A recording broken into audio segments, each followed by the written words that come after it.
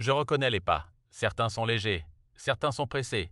Certains reviennent toujours au même endroit, comme attirés par une force invisible. Les siens étaient hésitants. Elle marchait lentement, comme quelqu'un qui découvre un lieu, alors qu'elle l'avait déjà parcouru 1000 fois. La première fois que je l'ai vue, elle devait avoir environ 70 ans. Elle portait un manteau bleu sombre et un sac en toile. Elle s'est arrêtée devant moi. Elle a levé les yeux vers mes branches et elle a dit « Je crois que je connais cet endroit ». Sa voix était douce, mais perdue. Elle a fait quelques pas autour de moi. Elle a posé la main contre mon écorce. Elle a fermé les yeux et pendant quelques secondes, quelque chose s'est aligné. Je l'ai senti, un souvenir qui cherchait à revenir. Puis elle a ouvert les yeux. C'est étrange. Elle a regardé autour d'elle, comme une étrangère. Elle est repartie. Les humains passent souvent sans comprendre pourquoi certains lieux les attirent. Mais elle est revenue, 3 jours plus tard, puis la semaine suivante, toujours seule, toujours avec cette même hésitation. Elle parlait parfois à voix haute. « Pourquoi je viens ici ?» Personne ne répondait. Je ne réponds jamais. Mais je garde. Un matin d'automne, elle est arrivée accompagnée d'un homme plus jeune, son fils. Je l'ai compris à la manière dont il la regardait, avec patience, avec inquiétude. « Tu vois, maman, c'est là que tu voulais aller ?» Elle a froncé les sourcils. « Je ne me souviens pas. » Il a soupiré doucement. « Tu venais ici souvent avant. » Elle a posé la main sur mon tronc et ses doigts ont tremblé. Je ressens quelque chose. La mémoire humaine est fragile. Elle s'efface parfois morceau par morceau. Mais le corps, lui, se souvient autrement.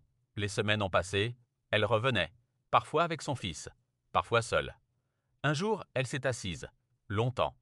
Elle regardait l'horizon, puis elle a murmuré « Il était là ». Le mot « il » flottait dans l'air. Elle ne savait plus qui, mais quelque chose insistait. Un souvenir qui refusait de mourir. Les humains pensent que la mémoire disparaît comme une lumière qu'on éteint, mais ce n'est pas vrai. Elle se fracture, elle se disperse.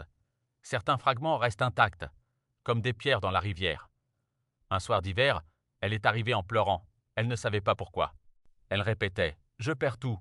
Elle a posé son front contre mon écorce. « Je veux me rappeler ». Son fils est arrivé en courant.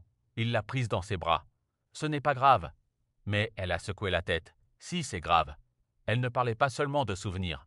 Elle parlait d'identité. Qui êtes-vous quand vous oubliez votre propre histoire ? Elle a continué de venir, même quand les mots lui échappaient, même quand elle ne savait plus le nom des fleurs, même quand elle oubliait le chemin pour rentrer. Et pourtant, ses pas la ramenaient toujours ici. Un jour de printemps, elle est restée longtemps, très longtemps. Elle observait mes racines, puis elle a souri. Un sourire différent. Je sais. Elle ne savait plus son prénom, mais elle savait pourquoi elle était là. Elle a murmuré « C'est ici qu'il m'a demandé ». Un fragment de mémoire était revenu. Un homme, un amour, une promesse faite sous mes branches des décennies plus tôt. Elle n'avait pas retrouvé toute l'histoire, mais elle avait retrouvé l'émotion. Et parfois, cela suffit. Son fils est venu plus tard. Elle lui a dit « Ton père, c'était d'ici ». Il a souri, il a pleuré aussi. Parce que pour la première fois depuis longtemps, elle se souvenait. Pas parfaitement, mais suffisamment. Les semaines suivantes, elle a décliné. Ses visites sont devenues plus rares, puis elles ont cessé. Je n'ai pas besoin qu'on me dise quand quelqu'un ne reviendra plus. Je le sens dans le vent. Des mois plus tard, son fils est venu seul. Il a posé une photo entre mes racines. Une femme plus jeune, un homme souriant, et moi derrière eux. Il a murmuré « Elle revenait ici même quand elle ne savait plus qui elle était. » Oui, parce que certains lieux gardent ce que vous perdez.